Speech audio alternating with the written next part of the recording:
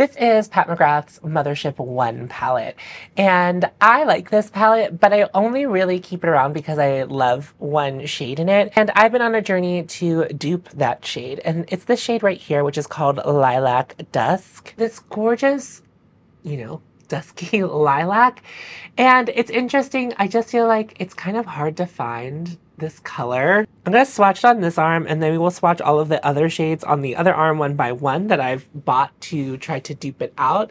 So there it is right there.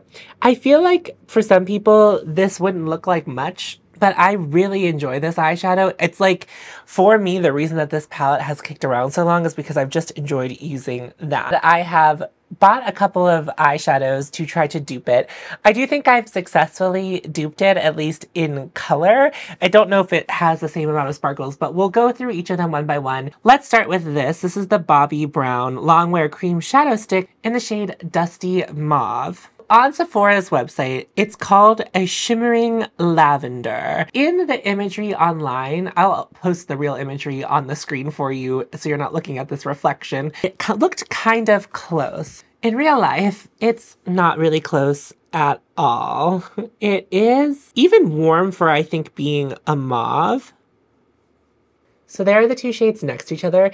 They look nothing alike. Mauve is a difficult color to talk about in the makeup world. A commenter, I'll have to go find this comment because I can't remember their handle. They were talking about how mauve is actually a cool toned color, like in its actual description. But in the beauty world, we consider mauve this like warm purple brown color. I would not in my life describe that as lavender.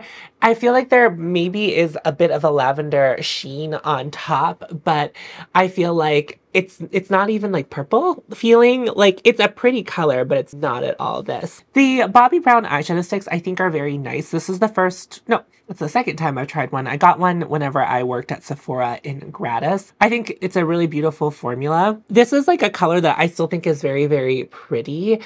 But when it comes to eyeshadow sticks, I just don't think that this would be a color that I would use very often. So I think I'm going to find it a new home. But it was fun to test it out. It was really pretty, but it just wasn't what I was looking for, which was unfortunate because I really thought this might be the ticket. I have been coming around to eyeshadow sticks. It wasn't always my favorite format of eyeshadow, but I have come around to it these days. I thought it could be handy to have this in this kind of thing because it'd be really easy to take along with me, because this is the kind of eyeshadow shade that I would love to just smear all over my eye, and on trips and stuff it would just be like, oh, I'll just take that and I'll smear it all over my lid and I'll have a beautiful eye look. But unfortunately, Dusty Mauve, what are we looking for? It has some pretty good longevity.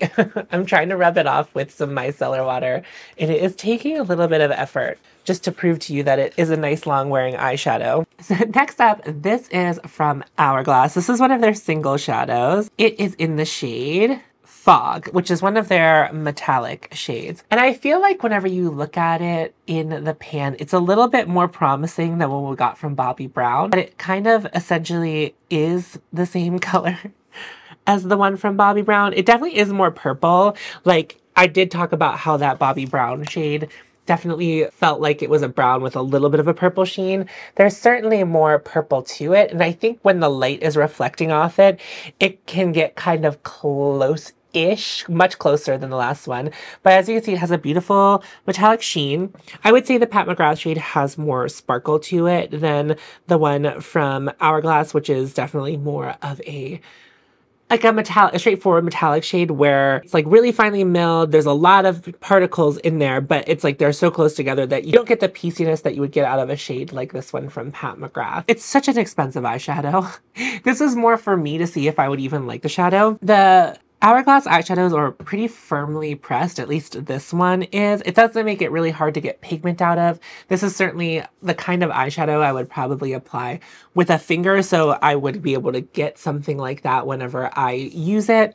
But overall, this was like really out of curiosity. Let me pull up the description of the shade on Sephora. They describe it as a deep mauve, and I would say that that's kind of true. I do feel like it still has that warmth that we were talking about where like it's not really like mauve, because sometimes when you buy mauve things, they end up having like a lot of gray to them. I do like that kind of mauve. Whenever it actually is that, I really like it. But whenever it has that like warm base of warmth, I don't really care for it as much. This again is a really pretty eyeshadow, but it doesn't serve the purposes for me. So I will rehome it, but it is just like kind of a very sad singular eyeshadow sitting in plastic, but we had to give it a try. Now we're gonna get into some like more fun formulas. I took some swings with the next couple of eyeshadows and they turned out to be really cool and interesting formulas, but they weren't really close to what I was looking for, but I still kind of enjoyed trying them. We'll start with JudyDoll, which I believe is a Chinese beauty. I will correct myself on the screen. This is the shade G04. And I grabbed this because what I was finding with those first two shades, and this is kind of the order in which I like got these eyeshadows, I was finding that I wasn't getting enough sparkle. And while this isn't super sparkly, I kind of, for the next couple, swung really far the other way and was looking for like a ton of sparkle. And what's interesting about this is that there's not a ton of base pigment. It takes a bit to get it to something like this opacity right here. But I would say that that base color is very, very sheer. And what we're left with is kind of like a straightforward gray that has some beautiful multi-dimensional sparkle on top of it. And like you can see how in the after swatch, what it kind of looks like. It doesn't feel like this, what I'm about to describe it as, but it's almost more of like a matte shadow with a ton of sparkle in it. Like not like a shimmer formula at all. What is really cool about this is that you can pop this out and put it in like custom palettes. That's what this is for right here. And I think it's like a really pretty shade. When I've worn it on the eyes, I've really liked it. The most unfortunate part about it is on my really oily eyelids, it didn't really have an incredible amount of longevity. East Asian beauty brands, I have found that the eyeshadows don't really hold up on my eyelids. Speaking to the base pigment on this shadow, I feel like it's also pretty lightly pigmented. It's very, very sheer, which I like. I like that kind of wash of color thing. Like it doesn't have like the lilac to it that this one has in its base. But I do think the sparkle is really pretty, but I would say that this one is more sparkly. I probably will keep this eyeshadow though, because I do like it. I don't always keep things as a point of reference, but I think that this would be something that would be helpful, at least to have formula-wise, to at least speak to an Asian beauty brand, which I don't have a lot of in my makeup collection, but I think I will also use this shade a lot outside of testing it. She's not the one. So this is from Joocyee. I think that's how you pronounce it. This is limited edition. It says it right now. The shade D127. I don't know how available it still is, but this compact is very, very cool. I love that it came in its own compact. I like that about the last one too. I like that it has just its own home, and I like that the pan's a little bit weird. Whenever I have single eyeshadows like this, I don't mind that they are like constricted to their own case. That doesn't bother me. Kind of, again, I was trying to find something more sparkly. I bought this in the same order that I bought the JudyDoll one in. And this, at the time when I got this, was unlike anything I had ever tried before. But I bought this around the same time I bought the Fairy Lights palette from Glamminatrix. And I would say that these formulas are kind of similar. They are very smooth to the touch, but they are a straightforward metallic. Like that is just a metallic.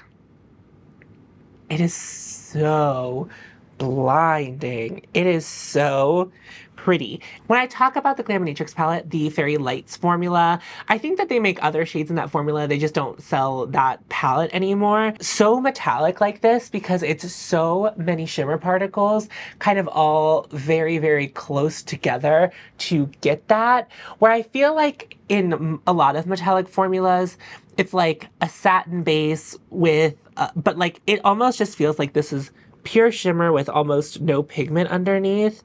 It's absolutely stunning. It's such a pretty eyeshadow, and I'll definitely be keeping this one, but it is like not at all even in the same vein. And I'm not really like always into metallics like this, but like I just think there's something so special about it. And it is limited edition, and it's kind of cool to have a limited edition piece. And I think someone here on my channel, this was a long time ago, like I think that this would have been like December or January, maybe February at the latest that I bought this. It was such a good recommendation. It's of course not what I was looking for the purposes of this video, which is why I bought it, but it is still very cool. And I like it, and I'm happy to have it. I've seen a lot more people exploring this brand in my Instagram feed. I feel like a lot of people are catching on to Joocyee as a brand, and I'm not saying that I'm ahead of the curve here. I'm obviously very late to the curve, but I think this is really cool, and if they make other eyeshadows in this formula, I think it'd really be worth checking out. I'm glad I got this one. I think it is the right one for me. The thing about Asian beauty, or like what I've been able to find of it, I can't really make sense of what's always there, what's not there, and I feel like it's at least the way that we have to buy it in America gets a little bit confusing, but God, this is so pretty. I'm gonna keep that one for sure. But unfortunately, wasn't really quite what I was looking for. Look at the shimmer remnant. Like that's how much shimmer was in there. It's like, it's so wild. Just like how much shimmer is like placed in those eyeshadows. I had to actually go wash my hands to get a lot of the sparkle, and I ended up washing that swatch off. So we need a fresh reference swatch of Dusty Lilac. Great. I do feel on camera that it's not really picking up how special this shade really is, because it's like the silver with purple in it. It's so gorgeous. Let's get this one over with. So this one was, I thought it was pretty, and it's called Lilac Flame. And in the bottle, it looked like it had potential, but nothing could have prepared me again for how much sparkle was in it. This is Danessa Myricks Colorfix. It is really pretty, and I actually like the Colorfix formula. It does really well on my eyelids. I know some other people have issues with longevity. It looks a lot like that last shade, but the sparkles are a little more dispersed in this scenario. So like it's mostly like sheer with like the slightest hint of lilac in the base, and then it has a bunch of shimmering particles in it, which is really cool. I certainly like that kind of thing. And I do feel like it's definitely like a little bit dustier than the last thing that we swatched with all of the sparkles in it, the Joocyee shade. It is certainly not even close to what I'm looking for, but I've worn this a couple times and I really like the effect of it. So I also will probably keep this one. And I don't feel like it's like even that close. Like I feel like there's a lot of difference in them, and I can shear this one out I think a little bit easier. And the longevity on the Joocyee shade was okay, but I definitely have better luck with the Danessa Myricks formula. So they're like a little bit of a different thing, but I like them both, so I will be keeping them both. The Danessa Myricks is also not a very good contender, but also very, very beautiful. I very much like it. I'm using my micellar water first to see if I can get most of it off. This definitely has a lot less sparkle than the Joocyee eyeshadow, just because they kind of have like a similar bit of vibe to them. It certainly has less sparkle because it's like, there's a lot of it, but there's not as much as there was with the Joocyee shade. Okay, I think that's as good as it's gonna get. So sorry if you see some remnant shimmer particle, but it's like, there's nothing I can do to get it all off. So next is a formula that we've actually been talking about recently. This is the Rituel Fille Amber and Ash Eye Soot in the shade Flora. This is very promising when you look at it in the container. It looks very close to what we're trying to get at. But in reality, it's not quite the same thing. So I have it here on my middle finger. This is what it looks like in the swatch. So it's much, much sheerer. I would say that if there's anything that's ever looked like a wash of something on my eyes, it has been this shade. It has like a little bit of like a lilac base to it, but not as strong as what's happening in the Pat McGrath shade. And I would also say that, not that either one of these has intense shimmer in it. I would say the shimmer is even lighter in the Flora shade. And you can definitely like build this up a little bit, but when you start building it up, it doesn't start really looking like the Pat McGrath shade. And I have found with the Amber and Ash Eye Soots is that like the less layering you do, like the lighter application you do, like the better it kind of looks and wears on the eyes. But it is just a super pretty color. What's really interesting is that like it's like we're talking about the shade Lilac, and it seems like every brand thinks Lilac is a different color, which is just, I think that's mostly interesting. I'm sure that there is like a defined version of what Lilac is, and like they all had like a smoky lilac something in their description, and just like what smoky lilac can mean to people is just completely different. I've come to really like the Ash and Ember eye soot formula, and I think this is so different from this that it's something that I will definitely keep playing with. It's something that I want to hold on to. So it's funny that I'm like just kind of gaining a lot of purple eyeshadows in all of this, but like I would say like that's more of like a suggestion of something, and like that is definitely more standing on its own kind of thing when it comes to a color. But we still haven't found what we're looking for. The last two contenders come from the same brand, and it's a brand that we're pretty familiar with on the channel, and they're both from Phytosurgence, which is not a brand I really would have thought of at the top of this search for finding a dupe to this shade, but I don't know why I'm surprised that it ended up being Phytosurgence, because Phytosurgence shades are really well thought out. They're really beautiful, really gorgeous, very stunning shades that they do create, but they're normally incredibly thoughtful. So we'll start with the one that's not the right one. This is Chilled Cherry, and this is what it looks like. It's interesting because I don't know that I would describe this as a cherry shade. That cherry, you can see once it's on the finger how there is a little bit of something cherry-y in it, but it doesn't really like, I feel like, I don't know, the cherry bit of it still feels like a little bit of a stretch, because I still feel like this is kind of purpley. It actually reminds me a lot of the Hourglass shade. I think it's like pretty similar to that and the Bobbi Brown. Like it's more of the ilk of those two shades than it is of the like lilac we have going on here. But like it's honestly with all the lights hitting it, it's not far off. It's super gorgeous bruisey colored eyeshadow. It's like an incredible color. I don't know, I feel like it even feels more special than the other two shades that it's closest to, the Bobbi Brown shade, which is a lot lighter, and the Hourglass shade. I feel like while we're here we might as well just do this. Like it definitely is closer to the Hourglass shade, but it still has something that like has that bruisey quality, which I'm like super into. And on my index finger, look at the like the remnant of the swatch. So like sooty. It's almost kind of what I was expecting Flora to look like in real life, just kind of knowing what Rituel de Fille does. But my goodness, what a beautiful shade. It isn't what we're looking for. It's like almost there. It's almost there. I will be keeping Chilled Cherry. I really like the Phytosurgence eyeshadows.